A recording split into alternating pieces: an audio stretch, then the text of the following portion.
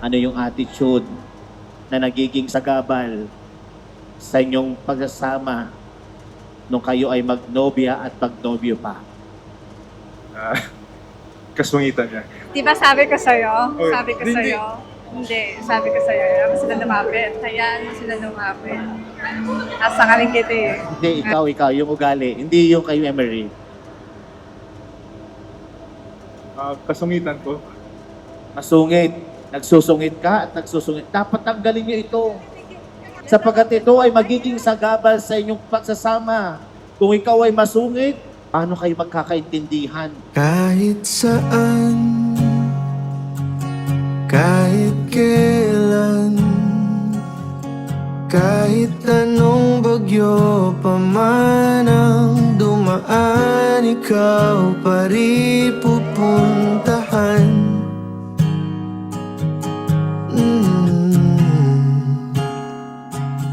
At kung ano Sa haba ng 11 years, parang nasabi ko na lahat.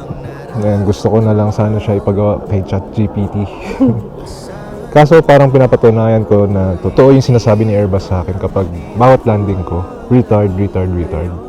I guess it needs to be personal. Sa 11 years, parang pag iniisip ko kung ano yung pinaka love language, siguro yung pag-stay niya sa akin. May mga challenges talaga kami along the way. As in, like, it's a challenge talaga kung yun yung masasabi mo doon. Pinipili ko siya everyday.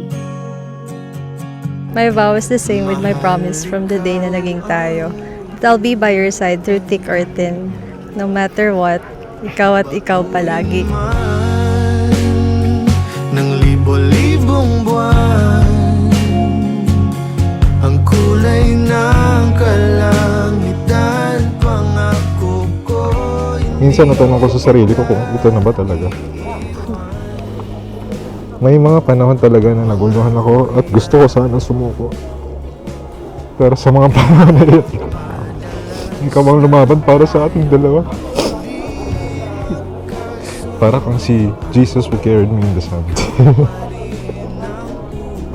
Baliw. Mahal, ikaw ang uuwian.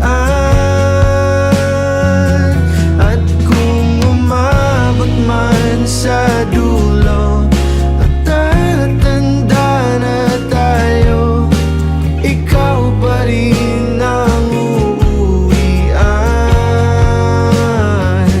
At kahit na maghirap tayo, Tuwing uuwi ako, alam ko naman na hindi mo ma-express yung sarili mo ng maayos. So, sa sobrang excited mo na dumating ako, inaaway mo ako.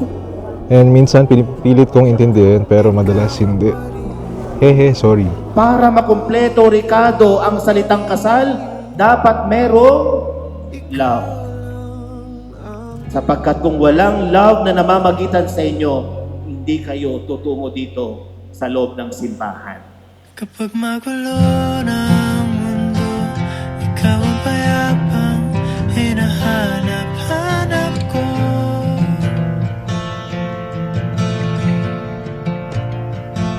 Kumakabog na naman ang dibdib.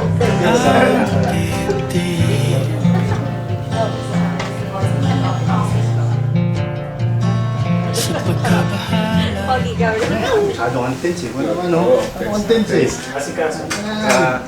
Hindi, best man din niya ako sa kasal niya. Kaso hindi siya pumunta.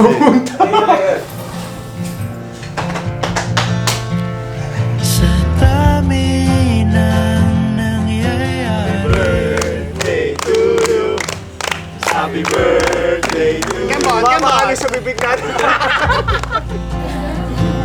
Kundi sa'yo lang ako kakapit.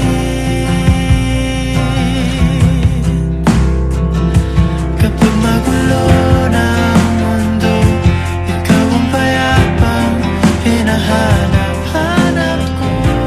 I promise to always support you, always, in all ways. To be your constant in everything, your number one support. and taga-cheer sa mga drift competitions mo.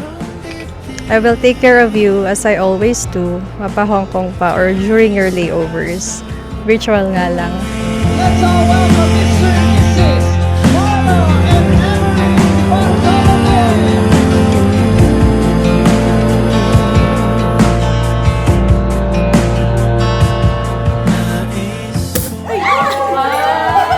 Thank you for always making time for us. Sa pag-uwi palagi kahit pagod ka na from flight. Love you. See you later. Okay. Yeah. Thank you. Since may Gucci bag ka na, ito na lang kulang para makapagbawal ka ng umuubo sa mall. Ha? Makapagbawal ka ng umuubo sa mall? Hindi ko gets. ka? Aba na Para may iyak ka. Hindi. Naiyak sa tuwa. Charot. Meron na akong isasanla.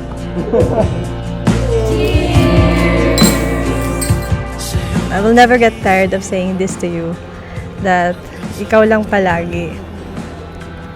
My one and only. And kahit anong mangyari, will always be here for you. I love you.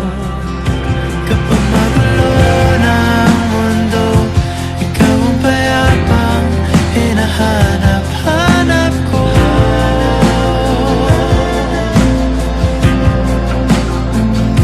Tumakbo ka rin patungo sa'kin kapag bumibigat na ang iyong dibdib.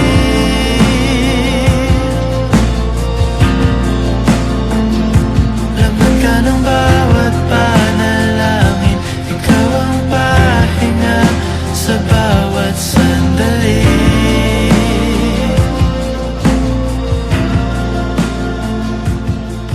Bear this ring A sign of my love, and loyalty, in the name of the Father, and of the Son, and of the Holy Spirit. Amen. Ika'y sasalubungin.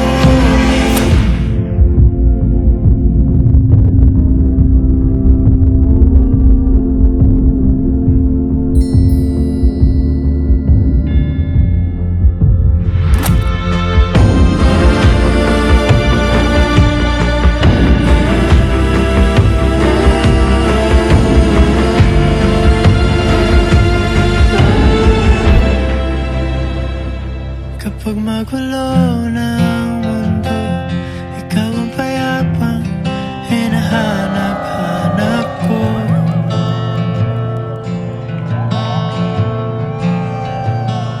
Tumakbo ka rin. I hope our memories together, whether it was good or bad, happy or sad, ikaw lang ang gusto kong maalala hanggang sa huling hininga. At doon ko lang masasabi na worth it ang naging buhay ko dito sa mundo.